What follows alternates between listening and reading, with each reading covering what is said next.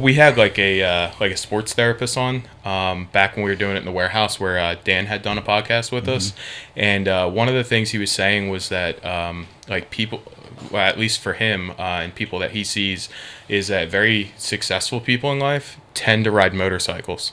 And I thought that was really strange. And immediately I thought of you because you're always posting about your trips and the different bike riding that you do. You do like desert riding too, right? I do on-road, off-road, and adventure riding, which is kind of in between. Like is that like enduro bikes? No, enduro is more totally off-road. Adventure biking is like a BMW 1250. It's a big bike, 700 pounds, and you'll take it cross-country, but it'll all be gravel, off-road. They'll take it 3-month trip all the way down South America where 90% of the roads aren't paved. Wow. So you're not jumping and going fast. You're just off-road traveling, tour riding pretty much. Yeah. So I have all types of bikes for all different situations. Do you fly them out? Because don't you ride in Vegas a lot? Yeah, I do. I have 2 bikes out there. So I keep a KTM bike out there, off-road bike, and I keep a BMW 1250 out there, which is an adventure bike. Nice. So you don't ride, do you? Nah. No. That's 4-wheelers, yeah, but I haven't really got into any of the I hate 4-wheelers. It's the best way to get rid of stress. I mean, you get on a bike. Usually, if I go to Vegas, it's like getting out of town sucks. Like you're going through all this traffic, but once you hit the outskirts, everything deflates. You're in a different world. You take a breath in, you become part of the whole environment around you, and there's no way to have stress anymore. You do that for a couple of days, and it's like going on vacation for a month for me. You ever do like the side-by-sides in the desert and stuff like that? None of that? Now, dirt bike riding doesn't do that to me. That stresses the fuck out of me because really? I'm not as good as the people I go with. Okay. So I tend to get hurt pretty bad. So I minimize that. But getting on the street and riding is it's the most calming therapy you could ever do. I grew up on dirt bikes. I had an RM80 that was board 80 over. Like I started with. And it was older than me when it was like an 84. Steel tank? It was steel tank? No. All right. It wasn't that. Not as old as me then. No. And but it was board 80 over. There was nothing left of the cylinder wall, and it was a 2-stroke. So I was a little kid. I was like 10. So as soon as you hit the power band on 2-stroke, it would lift up in the middle of 3rd gear, and that thing was just a thrill. But I haven't had a bike ever since. We had a quad I just sold it this past year, and it just doesn't do it for me. Like quads are, they just don't do it. Sorry. Nah, it doesn't do it for me either. No. I mean, you go out in this country, it's just absolutely beautiful. Everybody wants to travel all over the world. You get on a bike and you go out to Utah, to Montana, to any place, even going out in parts of Pennsylvania. Yeah. And you think you're on a bike, everybody's going to treat you like shit. But you can pull into like the nicest restaurant on a bike with like 10 people, and everybody treats you like amazing. They want to know what you're doing, where you're from. And it's a different world out there. And you meet, it's an experience. So on the bike, you're just part of the entire environment. You're riding, you can smell things, and temperature changes like miles ahead. Something's happening, And then it's experiences with the people you meet. Some of my best friends that I've met are on a motorcycle. My 3 best riding buddies that I ride 4 or 5 times a year with for the last 6 or 7 years, I met on the side of the road coming out of Supply Side West. No way. Going into Death Valley trying to find a road. Yeah. And the experiences, it's just an amazing thing. So I understand why. I've never heard that before. Yeah. But I can get it because successful people have to have some time off. Yeah. And I can take a time off and go to Jamaica for a week and I come back just as stressed. I get on a motorcycle for 2 days and Are there any other therapies that you'll use like that to get rid of stress besides riding bike, or is that kind of the only one you stick to? That's it. We got some fast cars too. Yeah, but that's not stress release. No? No, because I tend to use the speed. Yeah. So even my truck outside is 800 horsepower. And I'll use every bit of that 800 horsepower. So when I get out of the truck, I'm not like, yeah, it was nice. It's like, oh, fuck, I did it again. Must be rubbing off. That's why Dan had to upgrade the Jeep. I do have that need for speed. I love it. Yeah. Anything with speed or heights, my whole life I've just... Did you watch the Jordan documentary? No. That was on Netflix? No. The only thing I got out of the whole documentary was that Rodman, in order for him to play good, he had to party hard. Mm-hmm. And he needed that balance. Mm-hmm. And, obviously to more of an extreme than what you're doing. But I think that, if you're going through, growing the business as much as you have the last few years, mm-hmm. Having that fun probably is, what's needed to keep it going. Yeah, I mean, I've always believed in that work hard, play hard. So during the week, I'll put in 16-hour days. I'll work Saturdays and Sundays. But to me, it's not work because I love what I'm doing. So I get up in the morning, it's like, oh, shit, I got to go to work Saturday. I mean, I love every moment, even the stressful times. Like where I come in and everything fell apart for the day, like through this whole supply chain crisis. I mean, that was the funnest time of my life.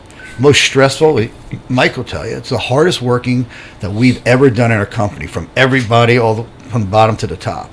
But I loved it. It was like invigorating to me. But then I got to the other side. I got to get off. I got to get on a motorcycle. I got to play. I just have to have that balance between the two. Yeah. And I think too many people don't know it. They either play their whole time and they fuck up their business because it's always about spending the money and doing the fun stuff, or they work so hard that they really have no life. I don't believe in either of those. I'm starting to fall into the latter. But even when my wife and I, when we go on vacation, like it's not like we don't sit on the beach. Like there's no sitting on the beach. It's like we're going kayaking, we're going mountain biking. We're doing something. It just we have to keep moving. That's the experience of it. Like sitting there and just drinking like a Mai Tai. Like you can do that at home. Well, I can do that for 10 minutes. Yeah. I can lay on the beach for 10 minutes. You live on the beach, don't you? Yeah. Yeah. But I don't lay on the beach. Yeah. Yeah. I've always got to be moving. That's fair. Yeah, since the last time we did the podcast one, that was kind of like an introductory to you and an introductory to the NutraBio brand and the background of it. And Will can put like the links, that way people can go visit that video if they want to revisit those topics. But I've had so many questions about the supplement industry that I've wanted to like message you on Facebook or something, but I figure let's just keep saving them. So I want to try to hit you with all of them today and get to the bottom of my questions. You guys were like the first like clinically dosed brand, right? So I don't think anybody was really doing it, and you guys were doing full disclosure labels when not many companies were. So in order to have a clinical dose, you really need to be disclosed to understand that. Right. But like, do you think that that's important across the board as far as clinical dosing? I think both are important. I think you have to have full disclosure on a product.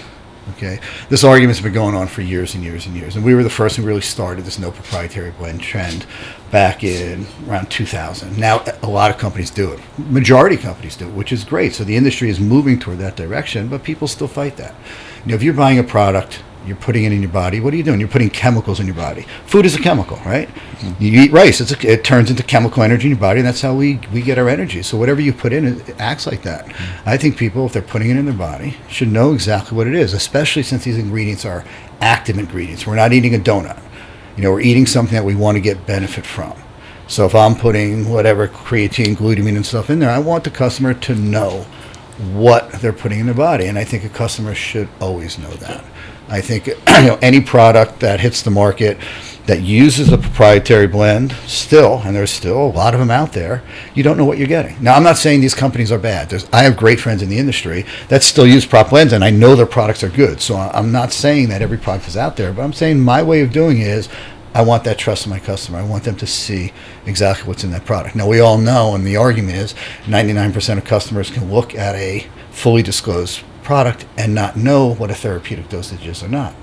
Well, that's not a reason not to do it. You want to create a product where a customer is confident in it, and people like you, these bloggers and all these experts out there that do all this research and are reviewing products, they do know the dosages. So they can look at a product that is fully listed, every ingredient on there, and say, yeah, this product is missing this product has this, there's too much here, and that's where it should be. And then there's another issue about the legality of it. When you take a proprietary blend, and let's say it's 10 grams, right, and there's 10 ingredients, the only law is that you have to list that 10 grams, and the other ingredients have to be in descending order. So you can put a product in that's got 10 amino acids. First one is taurine. You could have, let's say it's 40 grams, you could have 39,998 milligrams of taurine and 1 milligram of the other 9.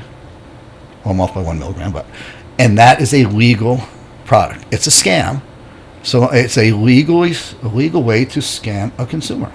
But it's legal. So there's a lot of people out there, they're like, all right, if that's the law and I'm the owner of a brand or I'm the owner of a manufacturer, I can do that. It's acceptable because I'm not breaking the law. But once you go to a fully disclosed product, It's not just a matter of scamming the consumer and getting away with it. It's now a matter of becoming civil and criminal offense, having a civil or criminal offense. If I say there's 1 gram of taurine and 1 gram of glutamine in there, the regulation, the federal regulation is I have to have 1 gram, not a milligram under. Our regulations are tougher than pharmaceutical. We have to make label claim.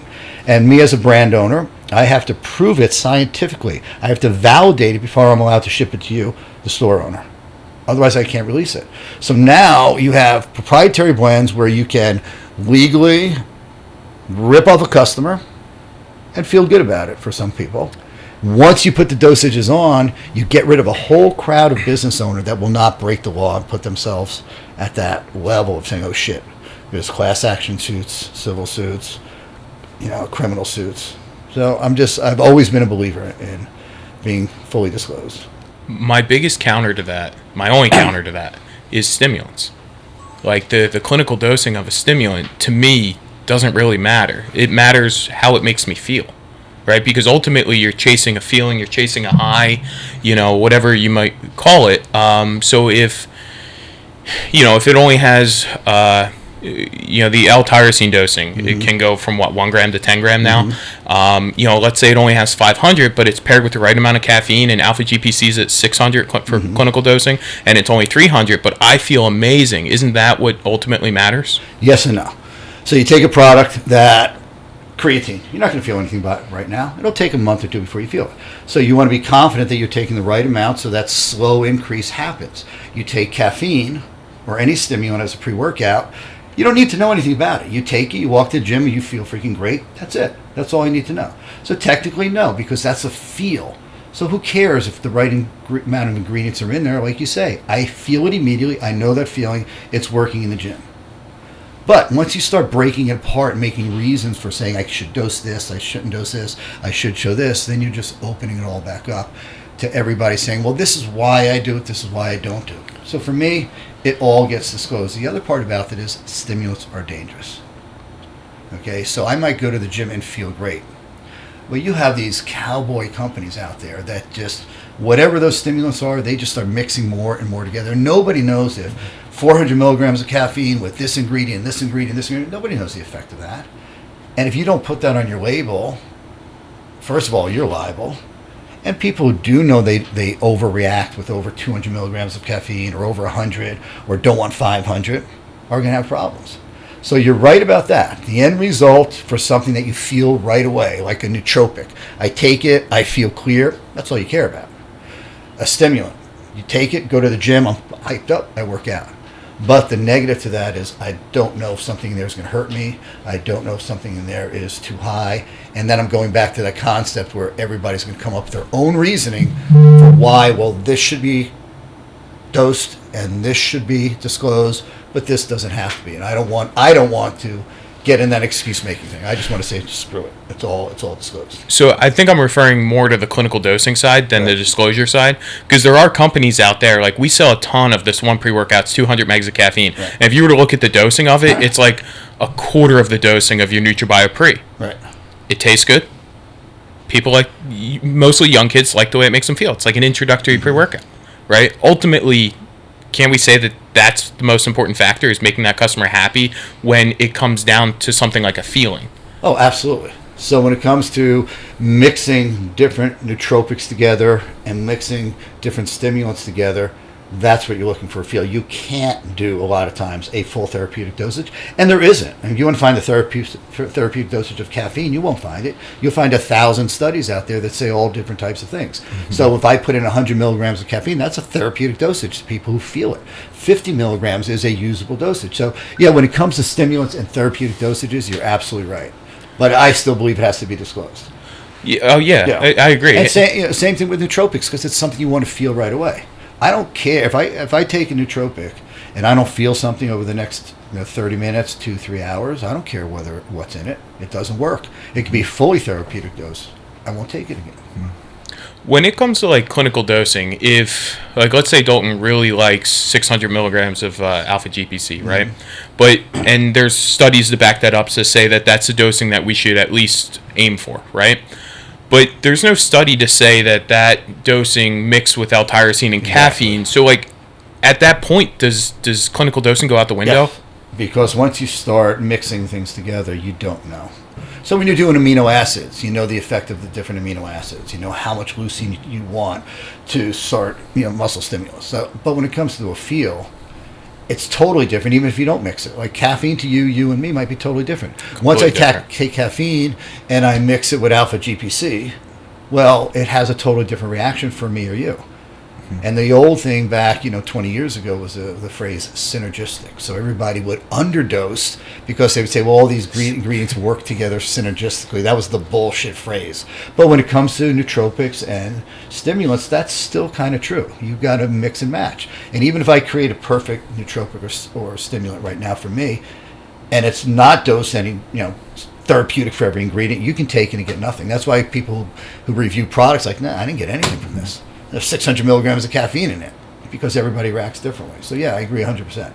It's what the person feels is the end result for an ingredient or a product that has that immediate feel, because you know what you want to take there, you know the feeling you want to get, and if it's not there, throw it in the garbage.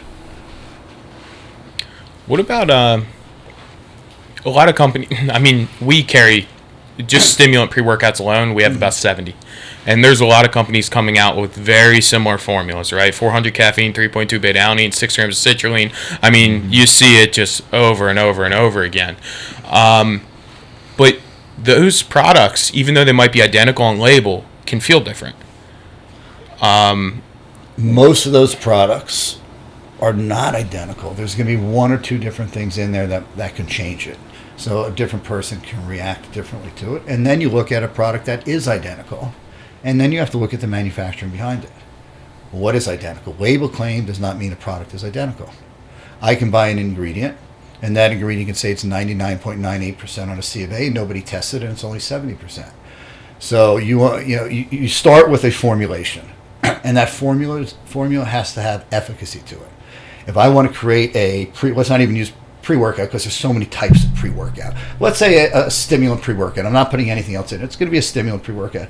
I start with a formula that I think is going to work, and I choose the ingredients that I know best will work together. Now, there's not a lot of science behind that. You're not going to find science of caffeine and alpha GPC. Well, you might find one study here or there, but you're not going to find it. You've got to experiment. So you've got to make all these combinations, get them out to yourself and to people in your company, say, yeah, that's what's working the best. And then you put something like that out to the market. That makes sense? Yeah, I just, you touch on ingredient purity, and that's kind of where I was going with it. That's the next level. Yeah. Because now I take that formula. So I said the first section was formula. Now it's manufacturing.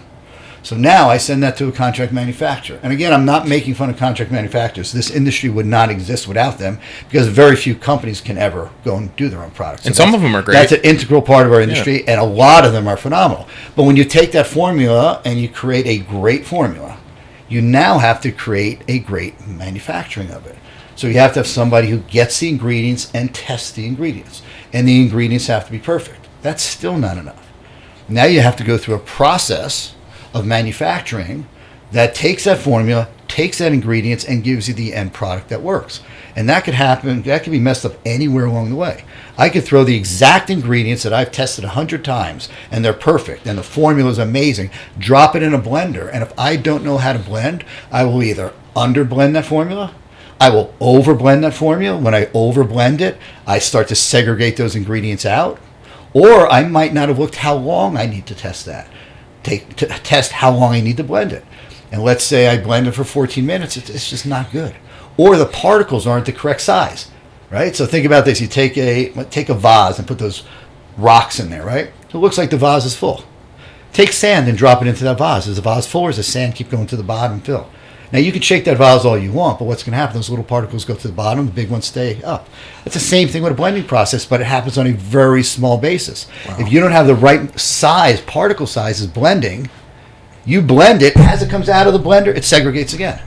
So you have to have all of these things. So you have to have the formula that works. So you have people don't give a fuck about the formula. Proprietary blend, I don't care. I just want to say the formula sucks. They send it to a GMP great manufacturer. They get a GMP stamp on it. They send it to NSF. NSF stamps it. Doesn't matter because those companies are only proving that the manufacture process is amazing, but the formula sucks. They don't care about that. They're not involved in that. Okay, so you have shit formula, great manufacturer.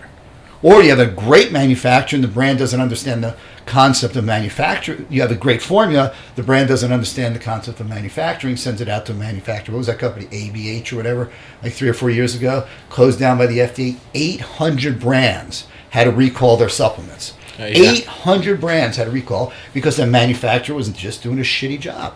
So that... They're big brands too. Yeah.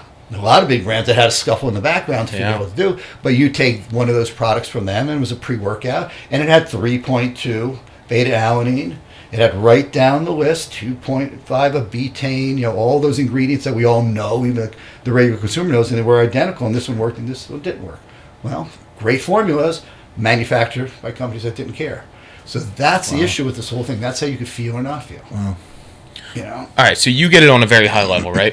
I get it on a medium level at best. To the consumer, though, how do they understand what the difference is? If a full disclosure label, they're eyeing it up, it's almost identical, right? How do they know that NutraBio's? I mean, you guys put it on your labels, about, and you can find more information. But how would a consumer normally be able to understand that this product has higher purity and better manufacturing standards? It's next to impossible. Because what does every company say? We make the best product. We have the purest product. I created this little red GMP stamp, I don't know, years ago in 2009 that I put on my products back then. I see that on dozens and dozens of products all over the country now. And I'm like, they just took it off the internet and used my exact artwork. It looks like the standard for the industry. I'm like, holy shit. I just created that, myself. I know what you're talking about. Yeah. I created that like literally years and years ago. So people, there's no way to know. So the consumer goes by marketing hype, and that's the problem. Everybody talks how great my product is, how pure it is, it's the best of this, and then whoever markets the best, they buy into it. Then you get a product, and you don't know. Because you have everybody, we third-party test it. Well, what does that mean? What does third-party testing mean to us? Every single ingredient goes out to an independent lab, and we test that ingredient, and we test that finished product, and we publicize it. But to other companies that contract manufacture, the third party is the contract manufacturer. Well, that's not a third party. Maybe it is to you, but it's the guy who made it. Right. You need to test it. And that's the law. That's the regulation, by the way. If I am a brand and I use a contract manufacturer and that product comes to me, I'm the one now who has to scientifically validate that product before I release it to your store. And using the C of A from the contract manufacturer is not scientific validation for me. It might be for them before they release it. And a lot of companies don't even get that. They look, let's say they buy creatine. They get the C of A from some Chinese company that manufactured. It's all in Chinese, and there's a little, parentheses around some Chinese word that says assay, and it says 99.98, and there it is. This tub of creatine is 99.98% pure. How does the consumer know the difference? It's almost impossible.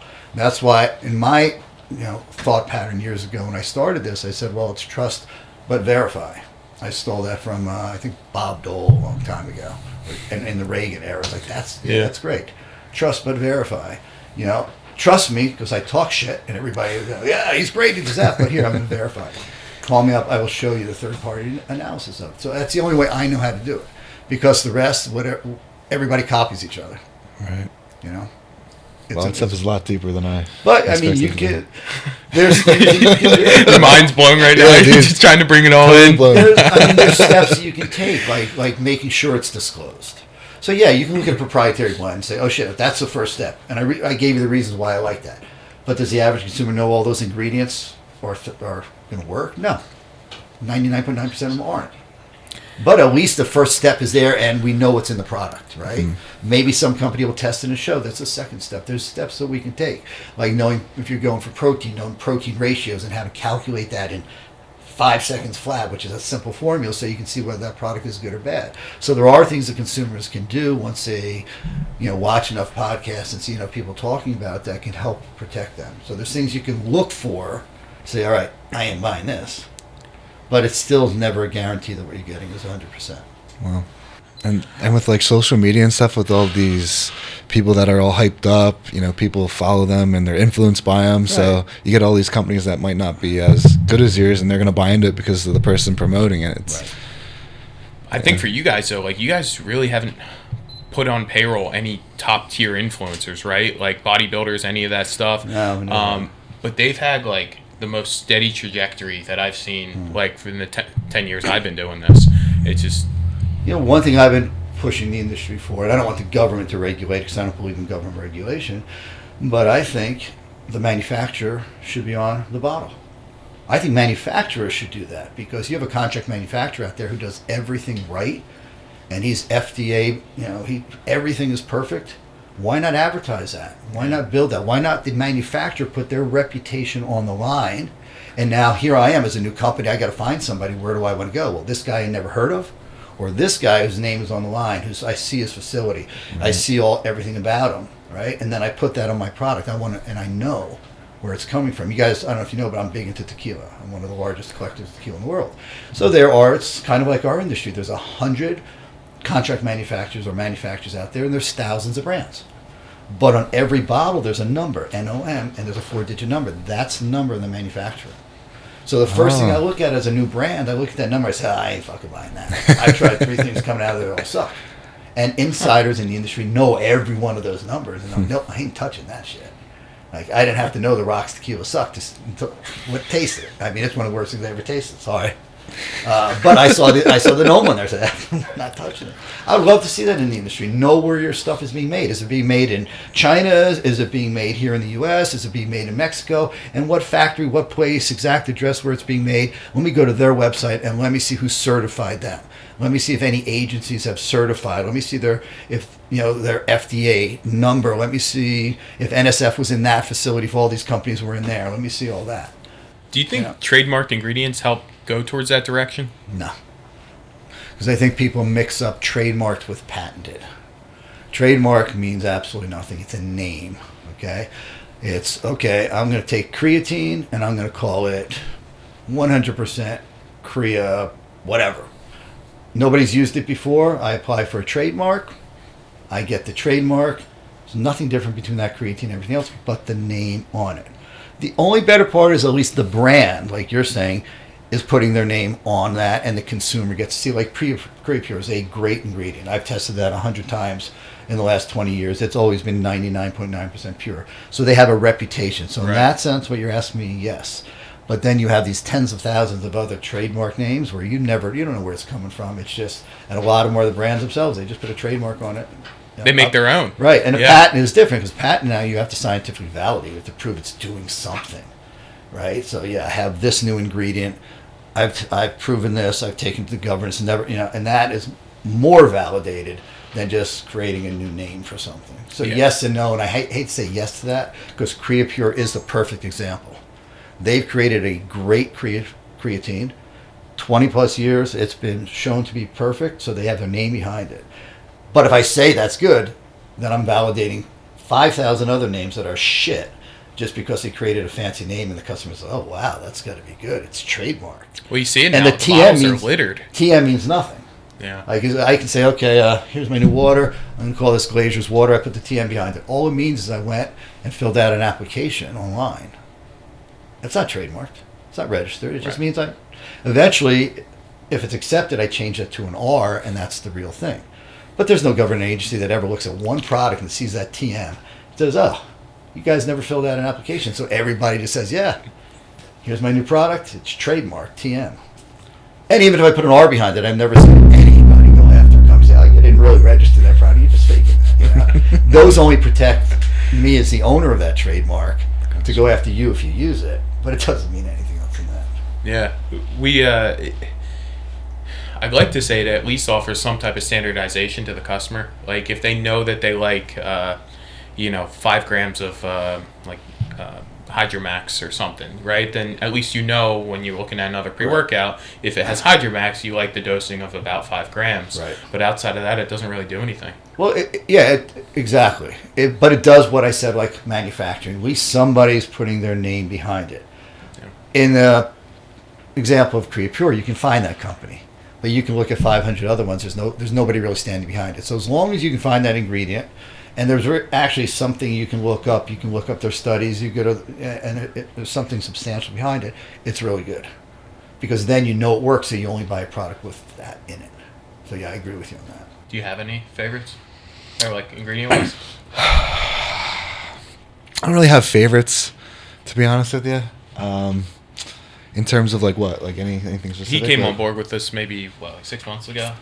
Yeah, I would say about Yeah, that. started doing about content and stuff. I feel like you ventured out quite a bit with your supplements now. Yeah, definitely. I've always been a fan of Nutra, to be honest with you. I'm not just saying that because you're here, but I've always been. I recommend it to the majority of my clients. You guys have everything from like A to Z, and you guys have had the integrity for so long, just like you explained. But yeah, in terms of products, I like your intra-workout formula. Mm-hmm. It's really nice. The electrolytes, BCAAs, the nutrient uptake as well in there. You guys have some really good formulas. And that's a good example. So when we do electrolytes and we do minerals, we use Albion. Mm-hmm. That's a substantial company. There's a name behind it. It's trademarked, plus most of those ingredients are patented, not all of them. So I have trademark, I have scientific validation of patents. I have a company that's a very large company out there that I know has been solid for years and years. So I stick by them. As a manufacturer, and a consumer might know that name, like you said before, can then trust that. So that's the good part of it. Oh, cluster dextrin too. Cluster dextrin, yeah. You're real big on Yeah, NutraBio is actually the largest purchaser of cluster dextrin. Are you really? Definitely in the U.S. I'm not sure about the world, but I'm guessing the world too. Yeah, we're number one. Wow. We believe in that product left and right. And then what happens is we know that ingredient. We know who it's coming from. Mitsubishi, a huge company, is the one bringing it in for us. We know that they're trustworthy. We know that Glico Manufacturing is trustworthy, so we won't buy it anywhere else. But we can buy it much less from somebody else. But we know the science behind it. We know the patents that they have on it. So we don't infringe on that, and we take it from them. And that way I know I'm getting the right product. Beautiful. When it comes to formulating something like Intrablast, right, you're sourcing, 20, 30 different ingredients? Right. How do you come up with, like, an expiration date on that if each ingredient technically would have its own expiration? Because you got to make sure each of those ingredients has the expiration. That's part of the manufacturing process, and we deal with that all the time. We just had this big conversation the other day where companies think that the expiration date is the manufacture by date. So as long as the ingredient isn't expired when it goes into the blender, it's good. That's not true. The expiration date of the ingredient is the expiration date. So and most ingredients are 2, 3, 4 years, some are longer, but you can't buy a product that expires in 2 years, gets to you in 6 months, and then give a 3-year expiration on it. You've got to watch that. I just posted something 2 days ago about a dumpster full of about $100,000 worth of ingredients that almost anybody would have used, but they were either coming close to the expiration date where we couldn't use it, or they were already expired. We dump it all the time. We have a dump going out next week, which is probably $30,000 worth of ingredients. And sometimes you're stuck with like a tub of something that's 25 kilos, but you only use so little of it, and that's the minimum amount you can buy. At some point, you got to throw out $8,000 tub because you can't use it. Yeah, the yield for that is awful. What's that? The yield for that is awful. But I posted this years ago. I bought protein from a company, a dairy company, $1 billion dairy company, first time. And they sent me one truckload. It was 10 different lots. I'm like, what? They make this stuff in huge lots. We allow one lot only. In the case of protein, it could be 2 because we might get to the end of a split lot. We have to test both those lots. We don't allow 10 lots because we have to test 10 lots. We got to prove all 10 of them. So it got rejected at the door. We call the company. They won't take it back. They put us on with their scientific advisor who tells me no. Once it hits expiration, once you manufacture with it and add the flavor, then the expiration starts over. I'm like, are you fucking kidding me? It rejuvenates it. Yeah, it rejuvenates itself. We had a hard time until we didn't know. We rejected because of 10 lots. We didn't know it was even expired until we tested it because they wouldn't take it back. Then like, okay, now you got to take it back. No. That's how we do it all the time. And he's telling me that companies pull this shit in all the time. And I just posted this the other day, I get on a weekly basis 2 or 3 companies coming to me and saying, hey, we've got this close to expired product. We got it at 20% cheaper. And then I have other companies that come to me and say, hey, what's in your warehouse? We'll buy from you right now. So I won't even sell to them. That's what what I put up the other day. I won't sell them that stuff that's near expired because I know what's going to happen to it. It's going to go into somebody else's product. And then I'm really putting another product on the market, even though I'm not doing it. But I'm causing another product to go on the market that's expired before it starts. So There's a lot to manufacturing, and hopefully that's why I love that concept of a manufacturing company showing who they are, showing their SOPs, showing how they manufacture. So the question like that, a manufacturer answers that, shows their procedure, and they say, okay, I trust that company. I'll buy any product that's made at that company. But for some reason, brands think that the manufacturer should be a secret. You know, I don't know why it'd be a secret. You think that'll ever change?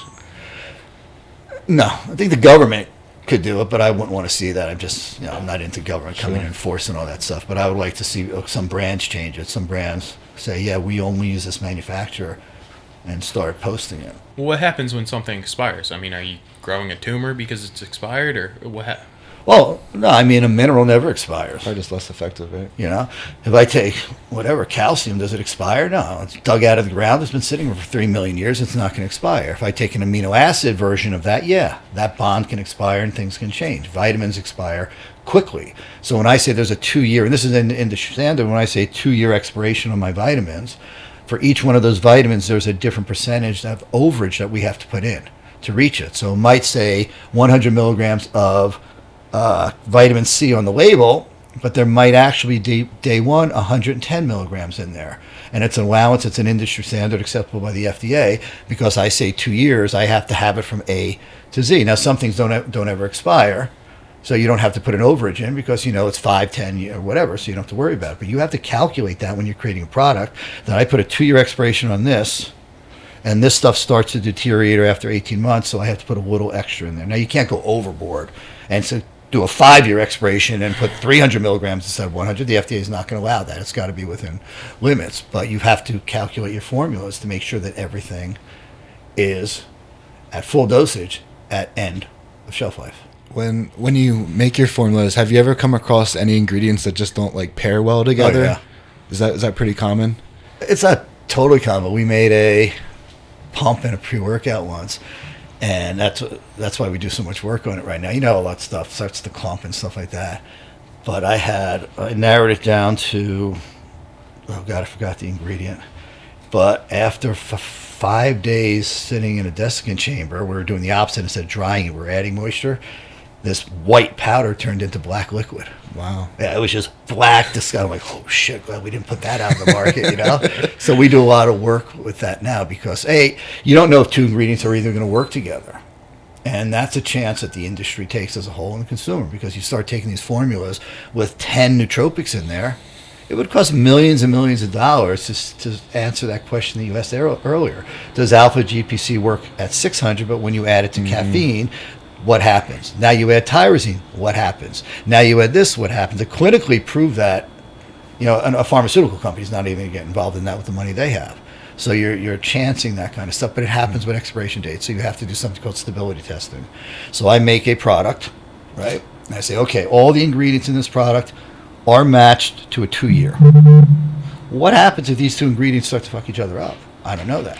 So I have to test it to make sure it's fully good at the end as a combination.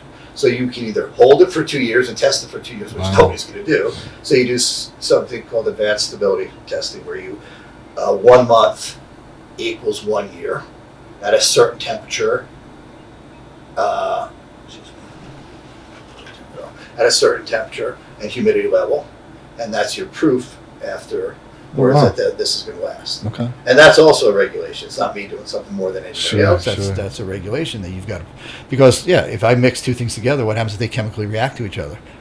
They're good, but now you get it, a year later, and those 2 things are something totally different. I can guarantee you that little tray of black liquid was not the same 10 ingredients that I put in there. It was something totally different at the end of it.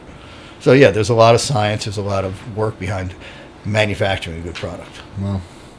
I don't know about you, but I've seen supplements where they just have a manufacturing date. They don't have an expiration date. What's the deal with that? Then you don't need to do stability testing. So anything that tells you it's going to last this long, good till, doesn't matter what words you use. If it implies that it's good till this date, you have to have scientific proof of it. If you don't, you just put the manufacturer date on it. So it says manufactured by. How's that help the consumer, though? Well, nothing. It just knows they know that it's fresh. Okay, it was manufactured 6 months ago. It should be pretty good. But if it's a year old, we don't know if it's close to expiration or... Right, and when you do that, you also don't need to worry about the first question you asked about this. Well, how old is the ingredient when I get it? I manufacture it today, and my ingredient has 2 months left. I can put it in there now. Now I just say manufactured on this day. I'm not telling you it's going to be good in 3 days. Right. I'm not making any promise even by the time you get it. I always say then I look at the video. It looks like I'm doing that. So I think our company does that. You're not going to know, and then it gets legal because nobody's claiming. I mean, there's a big company that does that. Oh. So that's... I'm not saying that's why they do it or whatever, but Yeah. you could, and some companies will put on a manufacture date to start while everything's being tested, and then they'll switch it to a best by date or expiration date, which is okay to do, But that's what I'm saying. There's things that you can learn. Like there's no way to tell a customer, hey, these are the things you do and you guaranteed it. But there are things you can look and say, oh, that's not being done. Maybe it's perfect, but I'm not going to trust it because it doesn't have this or this or this on there. Well, I think that's the magic word is like trust. Like Yeah. you really have to trust the brands. I mean, ultimately you're putting stuff in your body, and you've been doing it you've owned the company since '96, but you've been taking supplementation for forever. Yeah. So you have to trust it because otherwise, you're putting it in your body. It's going to be the same effect as putting bad food in your body and Right. whatever. But trust and verify. Look for some of the things we're talking about. A big thing for me, I always talk about is protein ratios, So you can trust the protein you're taking, how much protein is in there. So you learn some of these things, like expiration dates and stuff like that. And you say, okay, I don't know if this is exactly right, but these are the 5 things. No proprietary blends. I know this, I know that. So it's more trustworthy. I get it. Because trustworthy by size doesn't mean anything. You can have $1 billion company, they just, they don't care. And usually it's the opposite that happens. You start out with some guys that are really, really passionate about what they do, and they build a company, and 10, 15 years later, it's bought out by a big conglomerate, and what happens to this very great, trustworthy brand? Now, those brands you can usually trust that the product is manufactured because they're not going to be looking for any lawsuits. So that's that manufacturer perfection, GMP perfection, ingredient perfection, but what about the formulation in that prop blend? That's the part that usually deteriorates when a company is big enough to start worrying about actually getting sued. Small companies don't give a damn about getting sued. They don't get sued. No class action attorney is going to go to the small company that's selling 2,000 pre-workouts in 6 months and sue them because they can't make any money from it. So those guys get to go and do whatever the hell they want until they get big enough for the class action attorneys to go after them, and then they got to either straighten up or they'll have a lot of problems. Wow. What about like when it comes to food source products like a whey protein? Do you think that the industry will eventually evolve into like it came from this farm, kind of like how like wine is, where it's like locally sourced type thing? No, because there's no way to track that. It's coming from a dairy facility. A dairy facility is getting all that milk from 30, 40, 50 different dairies all over the place. I'm sure there's some companies out there that are sourcing their own, getting it from a certain amount of farms, and you can track it. Is that important? I don't really know. I don't think so. To me, it wouldn't be. It's what the end product is. Unless you're looking for something like grass-fed. And you want something, and to you it's something about how the animal is treated and stuff like that. Then you want that traceability because the product might be perfect and you can test it, it's perfect, but you're not putting your money behind something where cows are mistreated or something like that. So in that area it is good. But if I'm getting my whey protein isolate, I know it's coming from this dairy factory. To me, I don't need to know the different dairies that it's coming from, and I couldn't. It comes from so many different. And, cheese factory A might buy all their milk from 13 different farms this time, but it's coming from a conglomerate of farms, so they don't know what it is the next time. So it gets difficult in that situation. Yeah. But when you do certain ingredients, like where you're tracing it right back to the manufacturer of creatine or glutamine from Ajinomoto or something like that, that's cool to know. Yeah. I just wasn't sure if it would follow kind of the trend with food. Where people want to see where it's coming from, or they know that this, type of cheese or type of meat is, the best for them. I didn't know if protein would follow. So it definitely will in a situation of grass-fed. Is there any difference in grass-fed versus isolate? End result, no. Nothing. Because the benefits of grass-fed in meat are destroyed when you isolate it because you're taking all that stuff out of it. So we sell a grass-fed, but you go to my website, it's not saying it's a better protein. We're selling it for a lifestyle protein for those people who want to make sure that they're not going to have, that it's going to be grass-fed, it's pasture-fed, as opposed to being indoors, all your stuff like that. Like kosher would be. Kosher doesn't mean it's better or worse. It's a lifestyle. When it comes to vegetarian, it's either. It could be a health issue or it could be a lifestyle issue. So to me, grass-fed isolate. Once you isolate the protein, you take the benefit of a grass-fed out. It becomes a lifestyle. So anybody who's preaching any other than that, it's nonsense. Sure. With these other companies out there, with it being more saturated now and them going away from the proprietary blends, at least what I'm noticing with some, do you feel like you have to change anything as a company to kind of stand out there a little bit more? Or? Yeah, you always have to. I mean, I had an argument or debate with somebody, and their big point against proprietary blends was all the pre-workouts look the same now, so everybody look identical. A little change here. Yeah, that's a good thing. Why? Because they're all putting beta-alanine in it. So they're all putting 3.2 because the consumer knows it's 3.2. Right. They're all putting this amount of betaine in it because they know that. They're all, they're going through all those ingredients and, okay, if I'm going to actually put this out there, I'm going to have to use the limited science that's out there. I'm going to have to put that because if I'm at 2.8, that group of customers that knows it and chases that, like, this one doesn't have enough. Right. And that what happens is we all are working with that same basket of ingredients for a pre-workout. Okay, every company out there has access to the exact same basket. Once in a while, a new product is developed, and maybe Muscle Tech or somebody will come in and buy it out for 5 years, and nobody can use it. But we're all working with those same ingredients to make our pre-workout. So when you put it in a prop blend, you'll see similar ingredients. When you put it in a non-prop blend, you'll see them. Right. The difference is, when you put it in a prop blend, everybody can claim all kinds of things about it, but you don't know what it is. So you use those 10 base ingredients, and then you start to introduce alpha GPC. And everybody knows it's 600. So you play around with the formula and change it, but in the end, a lot of them just look. Our pre-workout's been out for I don't know how long, and it's a big, fully dosed. Mm-hmm. And I say there's different types of pre-workouts, so you can't compare. There's a pure stim, like our Unbound has a pre-workout that's a pure stim, no beta-alanine, no betaine, nothing else in it. It's no citrulline. It's just made for a stim. And we say this is a stim pre-workout. That's all you're getting from it. But then you have an all-in-one pre-workout. And in that, you want the stim, right? You want something like beta-alanine. You want anabolics in there. You want all these different things. So you can't compare A to B to C. Some pre-workouts are just pump products, right? Or just pump and stim. So you got to compare the right ones to the right things. But in the end, we're all working from these same ingredients. So you have to then use trademark names, right? You have to switch around the stims a little to try and get a better effect. And that's a big difference. We can all have the same in the anabolic category, and then we just play around with stims, and all of a sudden makes sense. It becomes bro science, right? And bro science is great for a stim. You go to the gym, you take the shit because your friend told you about it, you stimmed out, you have a great workout. That's all you need. But in all those other ingredients where you don't have that immediate response, bro science no longer works. Right, and that's what a lot of manufacturers and brands count on is somebody in the gym getting, stimmed out and say, "Oh man, you got to take this stuff. It is great," but it's only great for that one purpose. If that's all it is a container of caffeine and stims, that's perfect. As long as it's not dangerous, that's all you need. Is it? It worked for you. I got to try that shit. But when you start doing all this other stuff, that you don't feel any effects from it right away. It's over time. Bro science does not work anymore. Sure. You really want to look at the product, look at the manufacturer, look at all these other different things. I still think your pre-extreme is one of the coolest pre-workout formulas out there.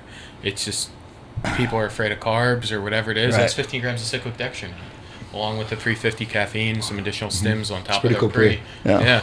But if you look at that, even our pre, and you look at somebody who just popped out with another pre-workout right now, it's a fully dosed and all in one, it's almost 90% the same, and that's 10 15 years old. It's those little stims and something new that came out to change it, but the skeleton of that is still valid today. That's why I don't change so much of it.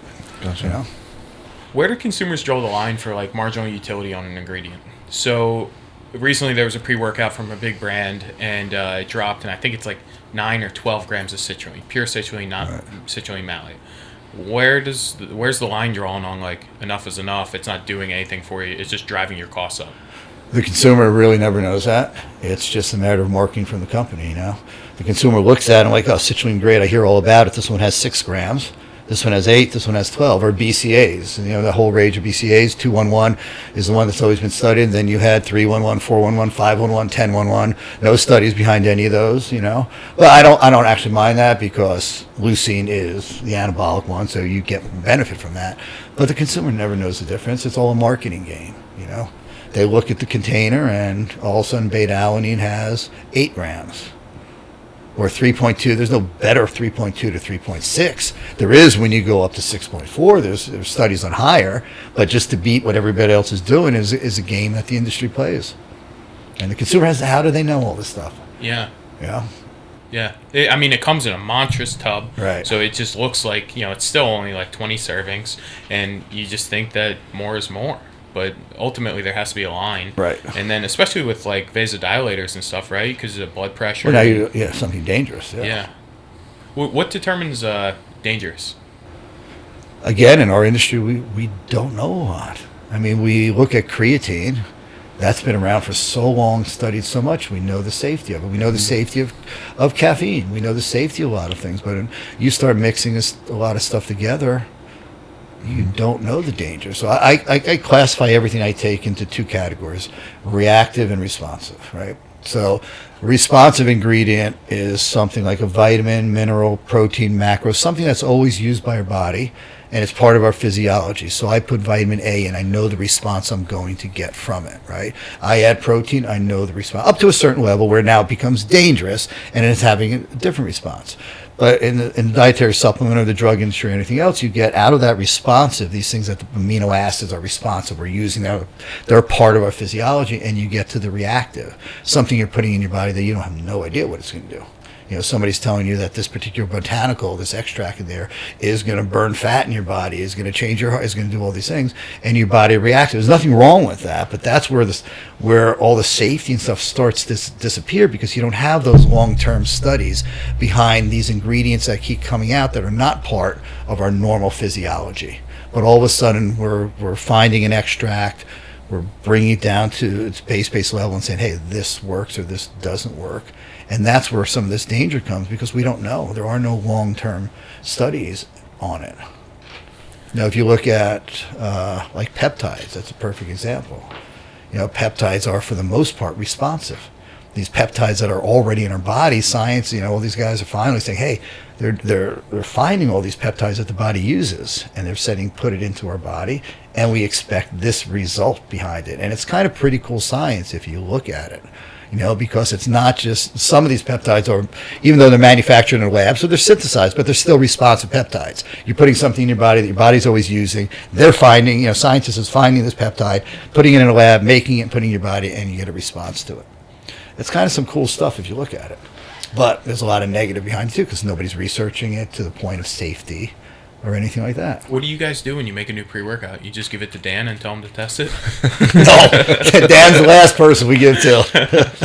I don't give Dan anything that has any stimulant in it.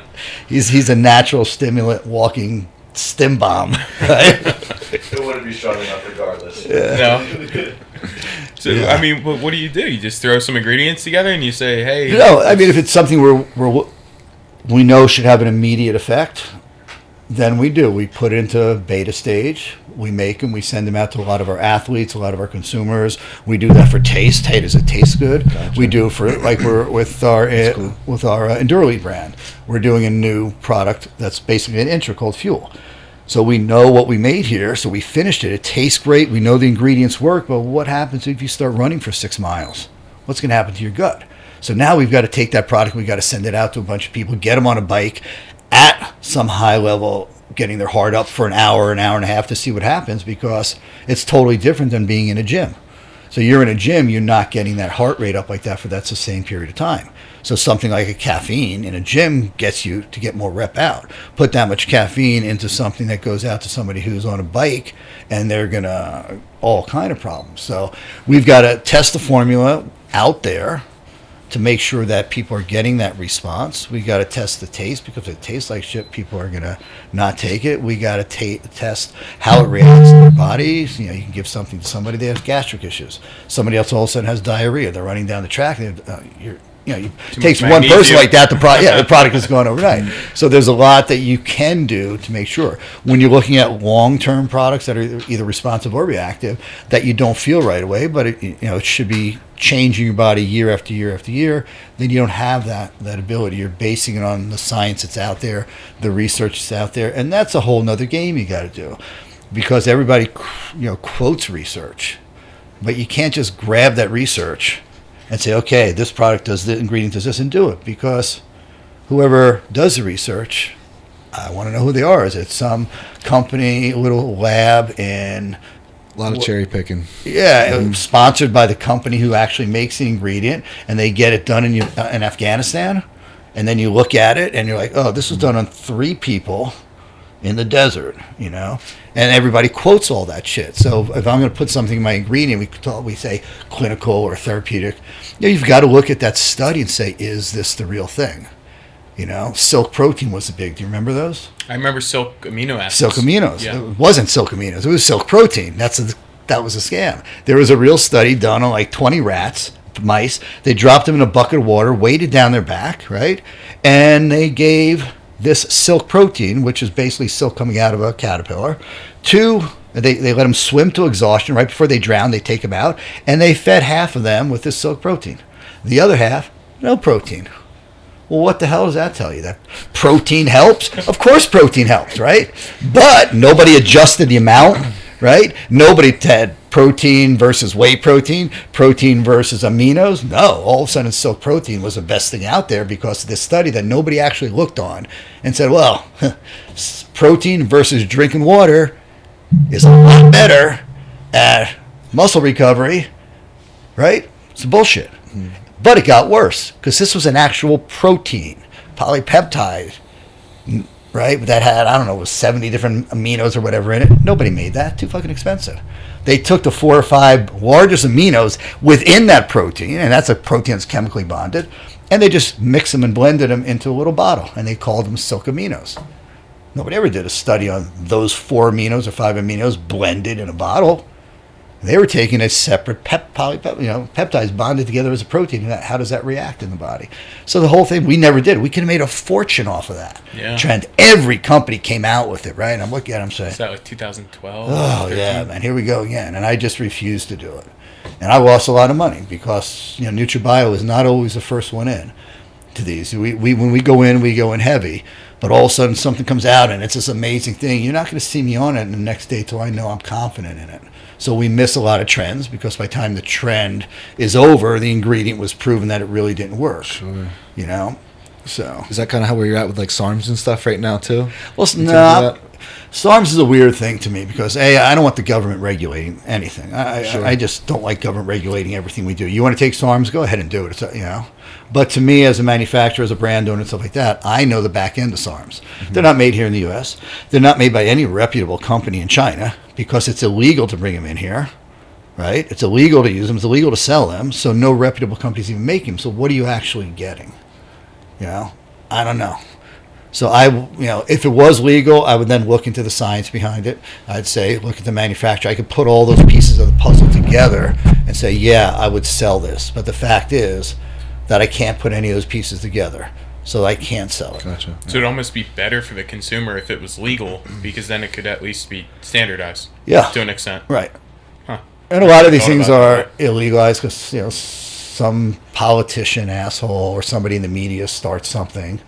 And some politician wants to have a few sound bites. That's what starts all these things. Yeah. And they get out there and they do these sound bites, and then they forget about it, but we can't use something for the rest of it. I'm not saying that SARMs are good or bad, but that's what happened with ephedra. Ephedra is the best ingredient for weight loss ever made.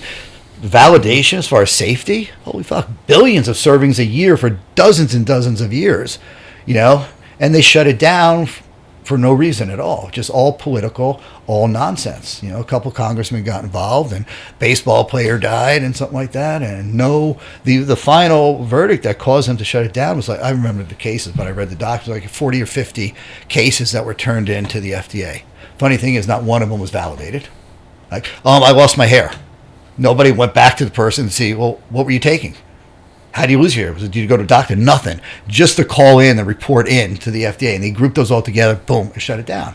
So a lot of our stuff we do in our industry, that's good, gets screwed up by that. Kind of like, would NAC fall into that too? What do you mean? N-acetylcysteine? Oh, NAC. Yeah. NAC is a lot of science behind it. Because they were trying to pull that, right? But then they never did. That's a little different. They tried to get NAC off because they're saying it was a drug. Okay, so what defines a dietary supplement is basically whether we make a claim to it that it can cure a disease, right? Or the symptoms of a disease. So I can take this water right now and I can say, yeah, this stuff's great. If I put on my label, this will cure cancer, this is now a drug. This water that we've been drinking for 500 years, 1,000 years, is now a drug. The FDA will come in and close me down by saying I'm selling an illegal drug, and everybody will, Glazier's doing this. I'm just selling water. So that's the definition. NAC kind of fell into that. The FDA came in and said, no, there was a drug application put on this years ago. Now, this is a messed up thing. One of the things that stops a dietary ingredient, now, dietary ingredient is what's allowed in a dietary supplement, right? Stops it from becoming a legal to use dietary ingredient is whether or not there was a application for the use as a drug. So a big pharmaceutical company can see something that comes out right now, like ephedra, that they know is really, really good. They'll get a bunch of stuff together. They'll put a drug application in for it. Once they apply for it as a drug, whether it gets approved as a drug, whether they put the application in and forget about it and abandon it, it can never be a dietary ingredient again. That's messed up. It's crazy. And that's part of NAC. Wow. NAC had a drug application. And they go back and say, no, this drug application, there's a few things, but that was one of the things. There's a drug application on here. And so you can't use it anymore. Or then CRC or somebody went through and found the drug application and ended up being a handwritten note. So there's no validation of it at all. But by that time, it was so into politics and stuff like that. So you have all these wacko things. That's out there. crazy. We have continued to sell NAC. It's something I believe in. Something that has a lot of research, a lot of science on it, But that's another thing. I can't make a lot of claims on NAC. NAC is a great antiviral, possibly. I can't say that. I didn't say that. Because now it's a drug, right?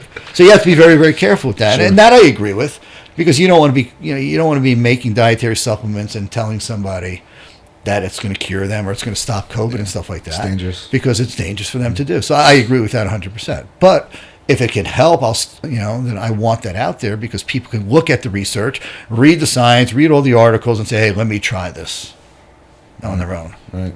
Are there any ingredients out there that you just absolutely swear by? There's a lot of ingredients.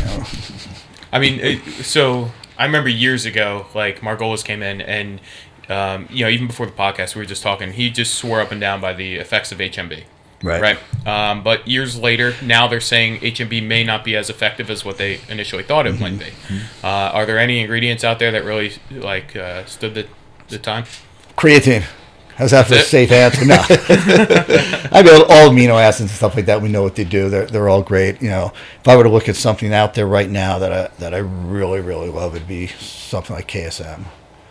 Ashwagandha. I look at all the studies behind it. I look at the way they're manufactured. This is really cool. Now, something might come out in 10 years and I might be proven wrong, but that's something I really, really like for the last few years. So for me to say that and put it in a bunch of products, I want to go look at the science. So when you ask that question, vitamins and minerals and aminos, I'm not including any of that because that's stuff that we know is good. But I start to think of new things that are out there that I would swear by. Do you use that? Yeah. Nice. I use it every day. How many milligrams do you use? I use a lot, I'm not going to say. Because I heard there's like some good testosterone benefits from some of the research recently, from what I've seen. You got to look at it because a KSM is good at cortisol, and then all of a sudden you look at there and there's like 80 other things it's really good at. And you're like, you got to go back to the research and look at it and say, well, before we make it, I hate cure-alls. these companies that say this one ingredient's really good, but it cures everything and everything. So you got to watch for stuff like that. Sure. Like, we all know this company that was big on the radio with greens. You know, I won't mention the name. They're still on the radio, but they're not making those claims. You know, here's Johnny. Oh yeah, I took this for 3 weeks and my diabetes went down. The doctor said it's been the best it's been in 30 years. I can't stand that stuff. Yeah, some of that stuff actually works. It works long term, but then you put all this marketing bullshit behind it, you know, and you make people think that it's going to cure them. The FDA, if you ever find who I'm talking about and look up their name with the FDA, you'll see thousands, hundreds of whatever complaints about them and shut down and stuff like that. But you know, we have an industry that's already frowned upon by the media. So anything that gets involved like that, I just hate. You know, cure-alls and fat burners, weight loss in a bottle type thing. Just take this, don't work out, don't do anything, and that's probably the toughest part of our industry is the fat loss and testosterone boosting side. I remember years ago, and this will only stay in my head, but I had a guy come in, he went to a big box nutrition store, and they sold him a $110 test booster. And it came in a fancy box, had the bottle inside, it was cool packaging, brought it in, and he said, what do you have that's like this? And all it was 3 grams of de-aspartic acid. There was nothing else in it, and he paid $110 for it. Great marketing. It just happened the other day with my girlfriend. You know, all of our family all across the country is taking this hair, nail, and skin thing. And it's like $100. I look at it, it's a multivitamin. Right? With some collagen in it, probably. No.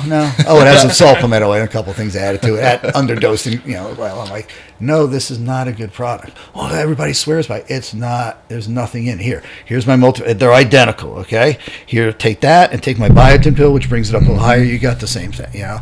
But instead of paying $20 for something, they'll go out and pay $200 or $100 because of the marketing behind it. Yeah. And that's that's 2 categories. There's really 4 categories. There's testosterone boosters, there's fat burners, then there's sex aids, and then there's these new greens that are all over the radio. And all of them create a problem for our industry. Are there ingredients that improve testosterone? Yes. Can you take a supplement, all of a sudden all your manhood comes back to you overnight? No, it's bullshit. But people spend millions of dollars on it. Same with the fat burner. Yes, there are great ingredients out there that cause an increase in thermogenesis, that do all these things to help. But I've never sold that product as a fat burner all-in-one pill, do nothing. I say you got to work out, you got to eat well. That's 90% of losing weight. All I'm doing with my fat burner is adding that other 5 or 10% on. But if you sit your fat ass on a couch and watch TV every night with 2 bags of potato chips around you and take my fat burner, you're not doing a damn thing. Get off the couch, get rid of the potato chips, hit the gym, train, work out, and start eating properly. Now I can give you the edge once you get to that level, and that's what supplements help. I love that. I think that's so important to say. It is. For people to hear, because they think like these supplements do such a big thing, but like you said, it's only that small percent as long as you have the other lifestyle factors in place. Exactly.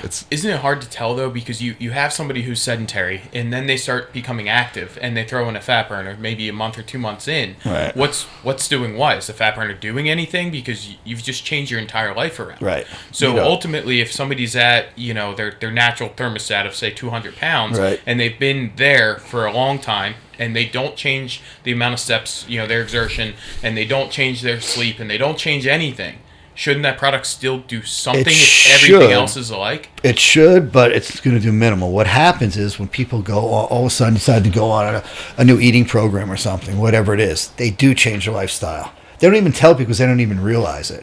But all of a sudden they're more active. They're walking more. They're doing something. They might go to the gym here or there. They might even not be going to the gym. They're just not sitting on the couch all night. They're not on a diet. They're taking something, but they started eating smaller portions or skipping something. So they're always making these life-changing changes in the background that are small. And then they take the product. It's really a lot of those minor things that I got to start being more active. And I'm going to take this, and I'm going to do this. And it's those little life changes that they're doing, getting off the couch, eating a little better, smaller portions, not eating bread, and they do this, and that makes a big effect. But they always credit that to the diet pill. And that's why diets worked all these years in marketing and sales. Because if you look at all these diets over the years, not even pills, but diets, are all about calorie restriction, right? So they get women to go on these diets where they're going down to 800 calories. They got nothing in their body, and what do? first thing they do is they lose all their glycogen, they burn off, they're starting to lose weight, they're burning muscle off, they're doing all these negative things, but the scale is going down quick. But they're not looking at a body fat analysis, they're not seeing the body mass, what's going on there. They're just saying, holy shit, I was 160, I'm starving my fucking self. Yeah, they feel like shit. 4 months later, I'm getting in that wedding dress, right? And they feel like shit, and they get all the way down, they drop whatever, that 40 pounds, they haven't changed their lifestyle at all. All they're doing is this starvation crap, right? Some gimmick, And as soon as they get off it, which they always do, you can't stay on this stuff, who do they blame? Not the diet. The diet to them worked. But you can't stay on this unlivable bullshit thing forever. So they tell their friend, yeah, that diet was great, I did so well, best I ever looked. And then their friend goes on. But meanwhile, they dropped 40 pounds. 10 pounds of that was muscle. 10 pounds of that was water. Yeah, they dropped some fat. They get back to their same weight, but they're not back to their same weight because the muscle didn't come back because they do nothing to do it. So all that muscle they burnt off, they go from whatever, 180 to 140, and then 6 months later they're back at 180. The water came back, the fat came back, the muscle didn't come back. They're a fatter person than they were before. So they're like, oh yeah, I'm back, I'm 180, 180. No, you're not. You didn't look at your body analysis.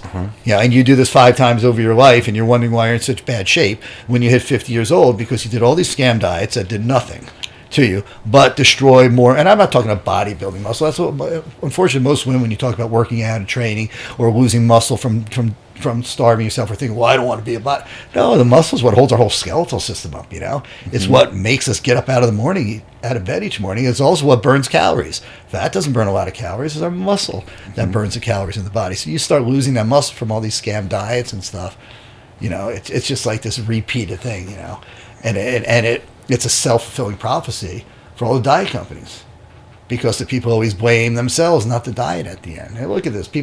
Hollywood was shooting cat piss into themselves a few years ago. Do you remember that one?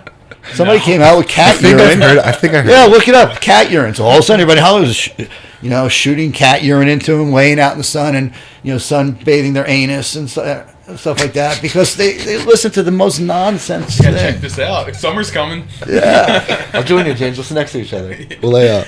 I always, tell everybody, ask me like, what's the first thing you do when you want to lose weight? I say, just whatever you do, follow common sense. If it seems like it's too good to be true, don't listen to it.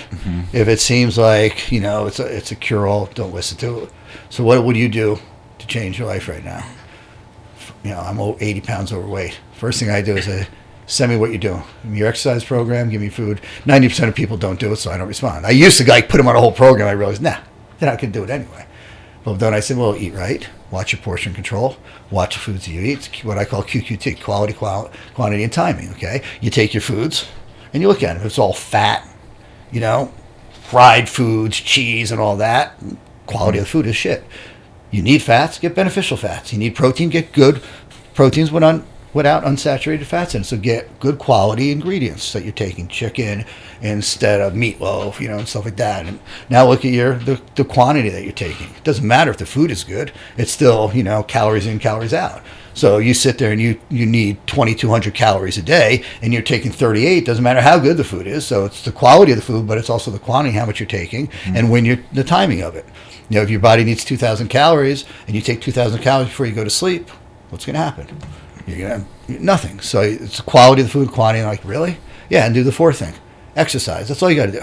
It's the basics. Do that. Go to a gym, start exercising, get rid of all that shit food you're taking, don't overeat, have small portions of control, and you'll do it. And really?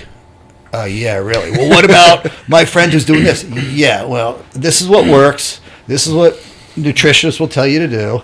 And the rest of this stuff, it might help you a little, but if you're not doing that, it's a short term. Anything that you can't do as a lifestyle moving forward, I couldn't say it any better, dude.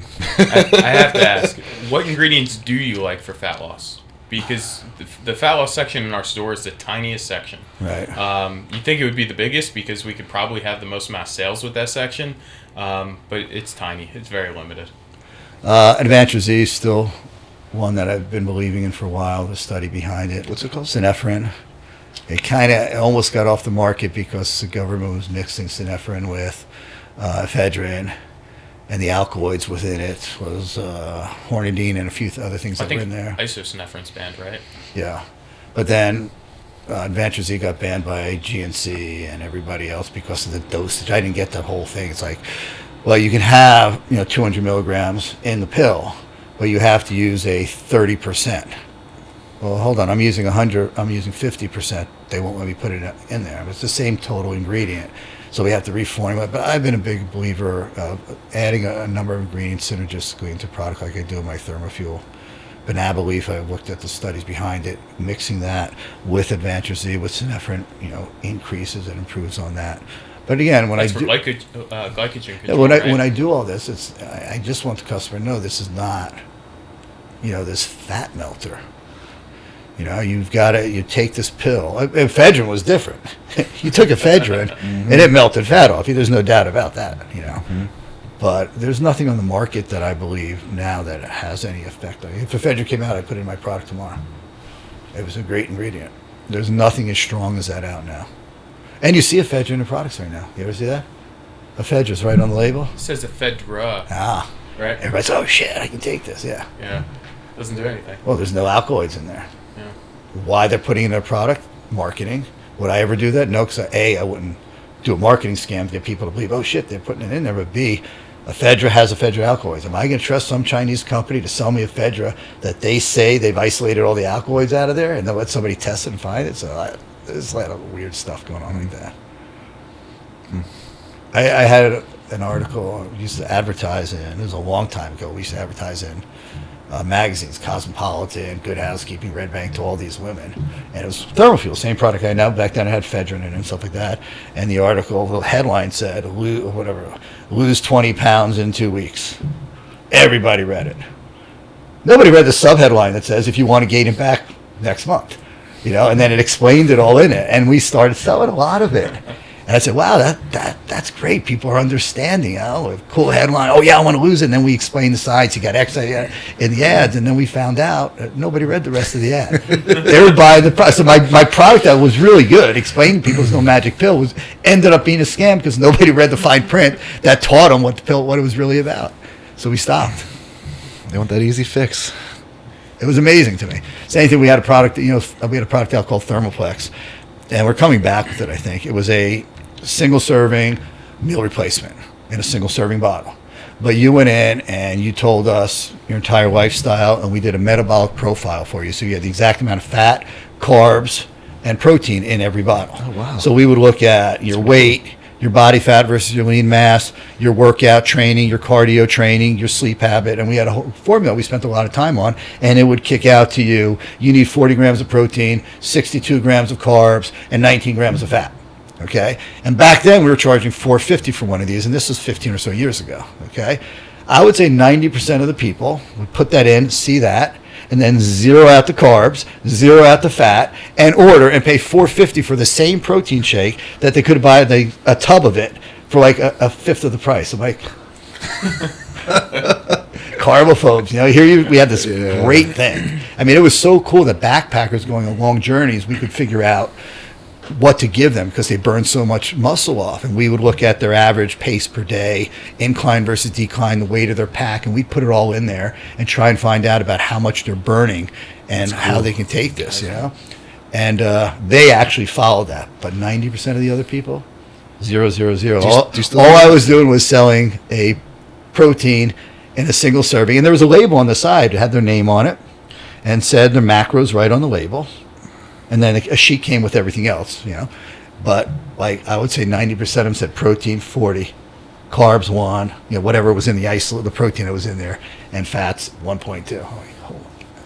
The hardest thing in this industry is get people to believe the science when it comes to anything. Well, you mentioned protein. Do you think that isolate protein is the best protein? Yes, but probably not for the reason that you think.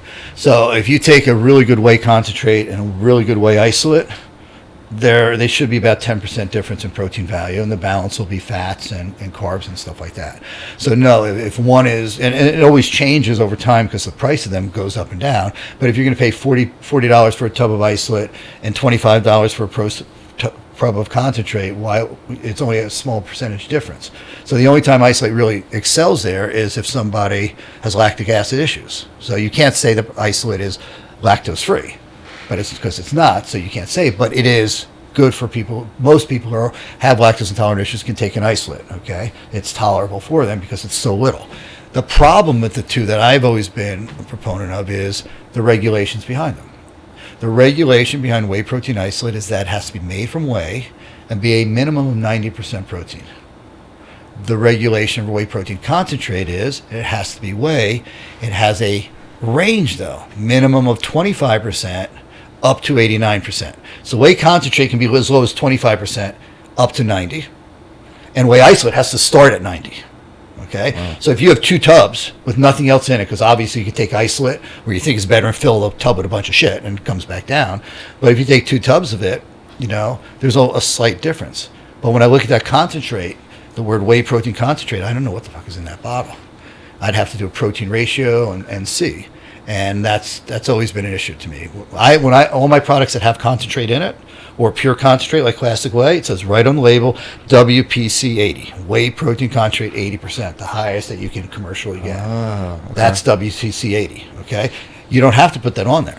Whey protein concentrate can be the commercially available ones are 25, 45, 60, and 80. I never knew that. So yeah, you can buy any of those commercially and put it on your label, and it's whey concentrate. You can't put sweet whey in there and call it that because it's lower than 25. So you have we had it in our facility. We did a favor for somebody once, big brand, major brand in the industry even now, and we brought 20 truckloads of their protein in to our facility because their facility was closed down. They'd blended it and they had to get it packaged. All we did was package it, but to package it in an FDA GMP facility, you have to see all the manufacturing records of it and the exact ingredients. And I remember walking in, I'm like, wow, what smells so good? Oh, we're doing that vanilla out there. It smelled amazing. It's like, go get me a scoop. So they went around out, they scooped and mixed it up. Like, holy fuck. It's the best thing I ever tasted in my life. It tasted like a milkshake right at Dairy Queen, right? It was amazing. We all were tasting. I called Mike, said, go get me the BPR, the batch production record. So I look at the batch production record, and I'll make up the numbers now, but it was like 40 grams of protein, right? And it was made from whey isolate, micellar casein, and whey concentrate, right? Great. It's got isolate in it, fast absorbing protein, really good for you. It's got micellar casein, slow absorbing protein. It's expensive. Isolate's expensive. It's got some concentrate in the middle. Looks like a good product. So the consumer would think. That's the sell behind it. Fast absorbing. You take it after you work, it gets right in. Slow absorbing, so it lasts 4 to 5 hours. Is really, really high quality isolate. Well, it was no bullshit. Out of the 40 grams, and I'm making that up because I don't remember, it was 39,900 milligrams of concentrate, 50 milligrams of isolate, 50 milligrams of casein. So to let you know how little that is, I used to have these little beakers with that in there when I talk. And when I pour it out of the beaker, it wouldn't hit the ground. It would go and would just dissipate into air. So legally, nothing wrong with that, right? Totally legal. I didn't say what was. So the consumer doesn't know. Now you look at the concentrate, though, because I had the formula. The concentrate was whey protein concentrate 80, WPC 80, WPC 45, I think, and then a third one, I forgot what it was called, which is basically, it's right at 25. It's the sludge when they're making isolate that comes out. It's still 25% protein, so there's no reason to throw it out. But it has so much fat and lactose in it, it's kind of unsellable unless you're putting it in cake. Well, they mixed those three into there. So they had 80, 45, and, oh God, what is it? That sludge in there, right? So you looked at it, you thought you were getting three great proteins: isolate, concentrate, high value, and micellar casein. You were getting three proteins, but not the ones you thought. You were getting WPC 80, WPC 45, and this other sludge. Because the other two that were really good that you thought were great and helping were not in there. It's 50 milligrams. And that was a real product. So that's why I'm this bigger proponent toward isolate, because you know it has to be 90%. And concentrate can be all over there. And you could use all three of those concentrate and just put on your label whey protein concentrate. You don't even have to put concentrates. You just have to put one term on there and you don't know what the hell you're getting. Is there any additional filtering that's required for an isolate that may make the end product a lower quality?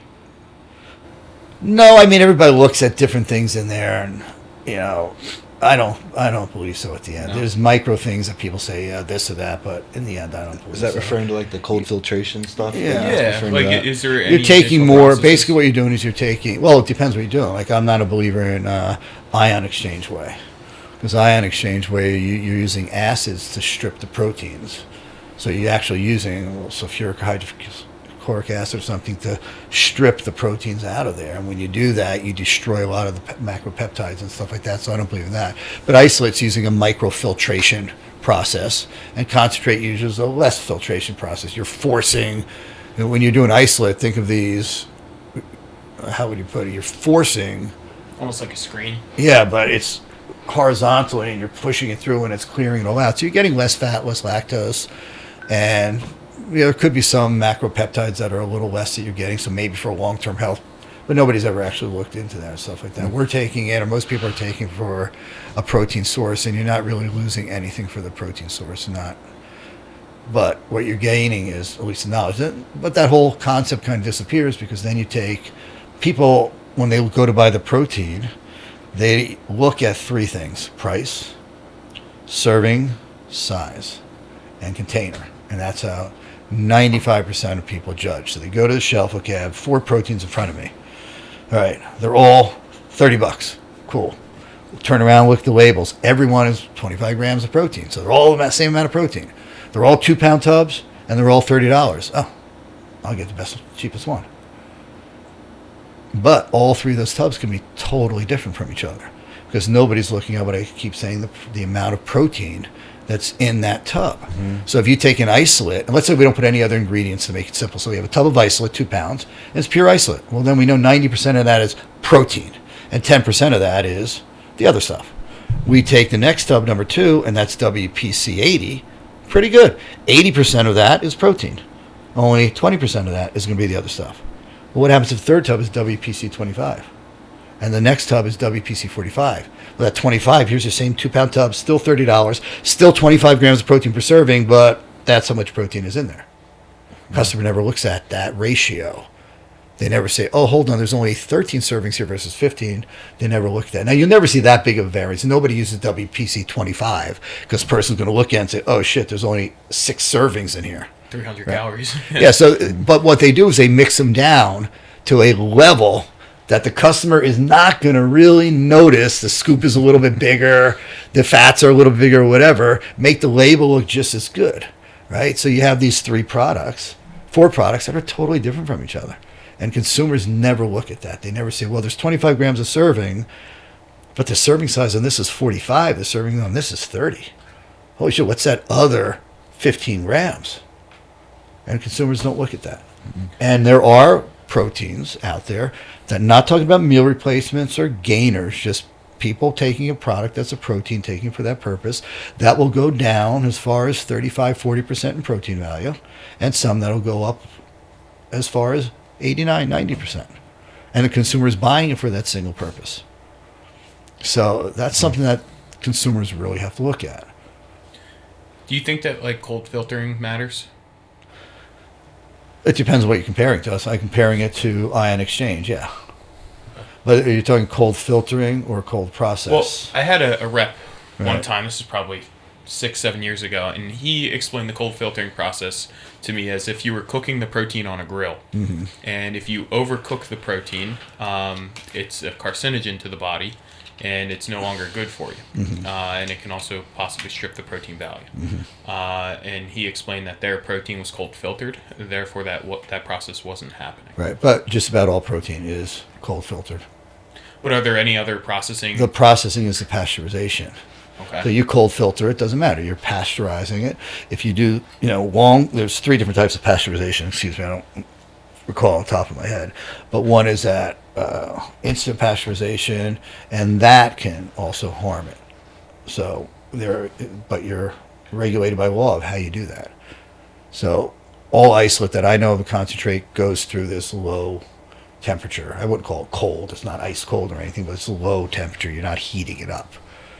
So but it's also going to pasteurization. But at the same time, I hear this stuff about carcinogens and stuff like that. I've never seen any proof behind it after pasteurization, right? Because you are heating it up. You're flash heating it up, right? But there's the idea of you're breaking down the macropeptides, right?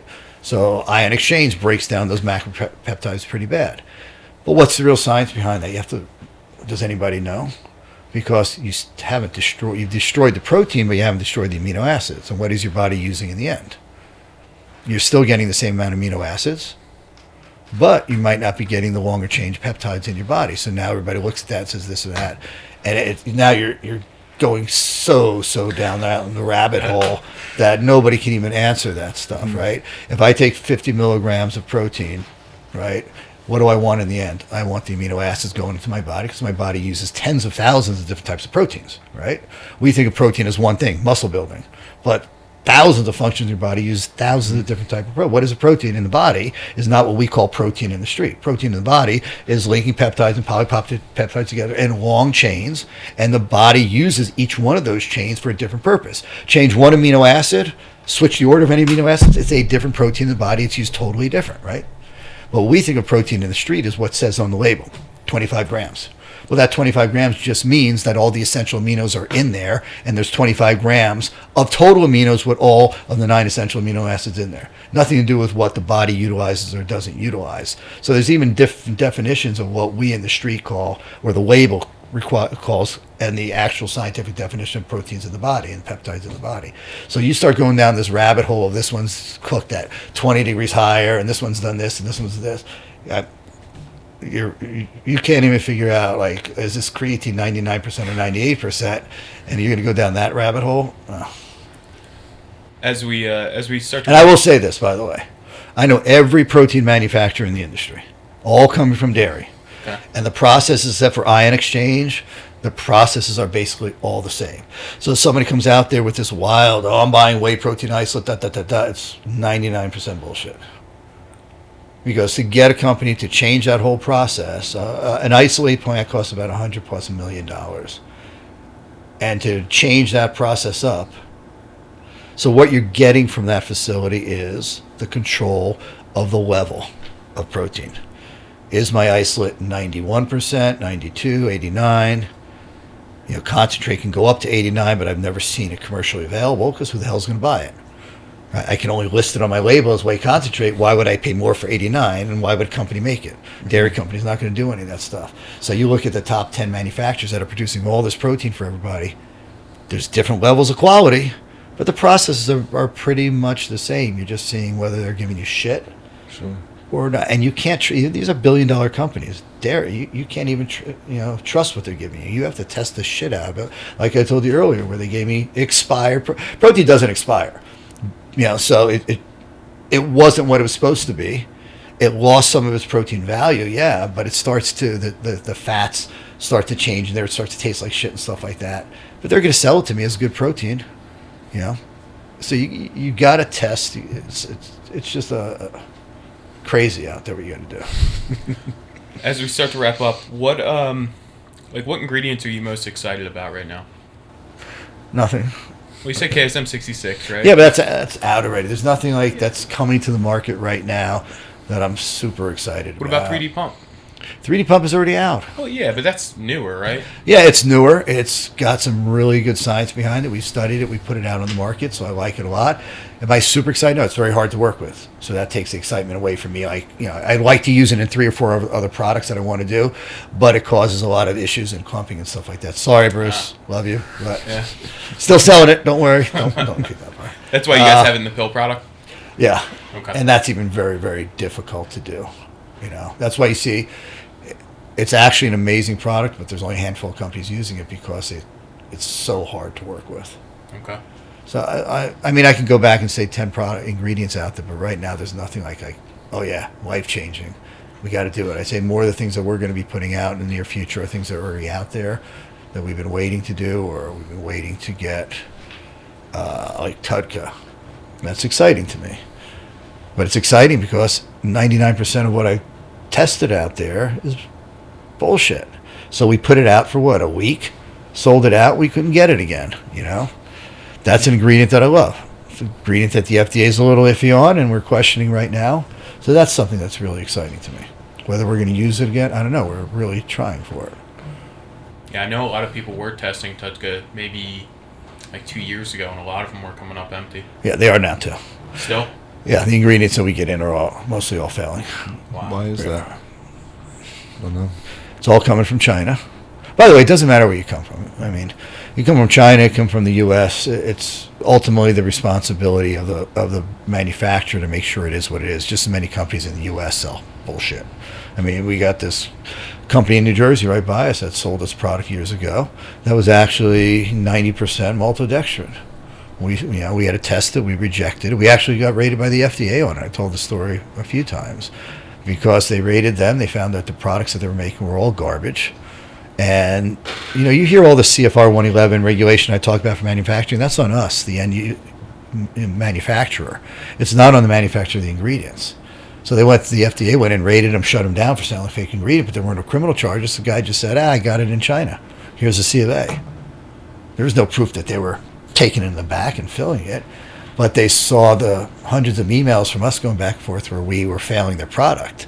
So NutraBio was the scapegoat. NutraBio knows it's fake, and they're using. They can rate. When I say rate, it's not like one of those big rates. But we had a couple guys come in, guns on their side. I never knew there was that criminal division of the FDA with badges and guns, and they were expecting to, catch us. And after a few days, they found out that we tested every ingredient. We used some that were proven. The ones that weren't were all sent back, and we had already disqualified from use.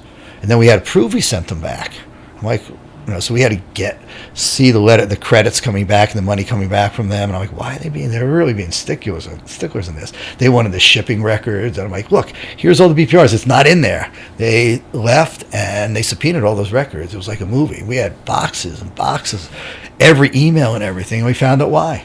Because they now can go back to the manufacturer who claimed it all came from China. And now they had the proof of all those emails that we put it to a third party. And we tested it, and it was fake. And what did they do? When we could prove we sent it back to them, and they had the lot numbers back there, they could prove that they shipped it back out to somebody else, the lots that we returned. Guy went to jail, got I think a $50 million fine. So, I mean, this is, as a this is why everybody, companies ask me, big companies, hey, we want to go into manufacturing, should we? I'm like, no. You guys go audit, find the best manufacturer out there, and audit them. Yeah. Send your team in there, hire consultants that go in and do all this audit because, holy crap, it is a beast. And now during the supply chain, there's a lot of manufacturers that opened up 2-3 years ago. Brands that started manufacturing in warehouses and posting it all over the internet. Yeah, here's my new equipment. I'm looking at it. It's in a warehouse with the doors wide open and everything. Like, oh my God. It's a whole new level with the supply chain of shit that's going to happen right now. People buying, like we talked about earlier, these ingredients that are expired or near expired. People putting machinery in and just blending it. Remember we talked about blending and how accurate it's got to be. They don't know that stuff, so they buy the ingredients, blend. Holy shit, I can make this for myself at much less cost. There's so much involved in it. But it's GIGO, garbage in, garbage out. Maybe a few months ago, you posted on Facebook that there was a ship outside of your house sitting out there. Did that actually have ingredients on it for you guys? No, I was joking about that. I wasn't sure if you had like a tracker. No, we were like, yeah, let's get on a boat and go out there and get our creatine. Yeah, that was a bad time in the industry. I mean, it's still bad now, but there was that year and we're getting some price relief right now. Yeah, we'll protein, you should say. Stay, I think, for a little while. Nobody knows. Like protein went insane, concentrate and isolate, but it's now dropped down. But truck by truck, we don't know what's going to happen. So we're not buying, nobody's buying in advance because they're either going to get stuck that it goes down another $1 or it's going to go up $3. It's never been like that. We've always seen trends, cyclical trends. It's going up 10, 20, 30%. You've never seen price increases out there because you'll absorb that even if for 3 months or 6 months or whatever, but now there's no way. We've all come down in pricing, but we don't know what's going to happen in 6 months. And everybody that you speak to in the industry who knows it, from the dairy factors, everybody else, have no clue. There's just so much outside influence that's going to affect it. I had a guy come into our store the other day, and he was asking me a ton of questions on HMB, actually. He found it on some other, like Instagram guy's website. I told him that if you want to take HMB, take it from NutraBio. And he just kept hitting me with questions. He was in the store for about an hour. And I just gave him like the NutraBio name, the Instagram. But where can people find you for more information, whether it's you in particular or just the NutraBio brand? Well, we have a Facebook page, so you can go there, Instagram, and I have a personal Facebook page, Mark Glazier. And they can follow you on that? Yeah, and I answer all the questions that come up there. Awesome. Don't go to the Instagram one. I don't always get to that one, okay? But Facebook, I'm always answering the questions on there. You're not doing dances on TikTok yet? No. Not yet. I don't know if I will be doing that. Well, thanks for coming on, Mark. We appreciate having Yeah, you. it's a And pleasure. thanks to for be the here. support you give us over the years and getting this information out to the customers too. Because I think this kind of stuff is important. It helps the consumer understand a little more and make better choices. And it's not the choice that they're coming just to my company. There's a lot of great brands out right now, really amazing. It's like the last 5 or 6 years, these passionate people that really want to make a difference have opened brands, and I love that part of the industry. And that's a part of the industry that I'm happy to be part of.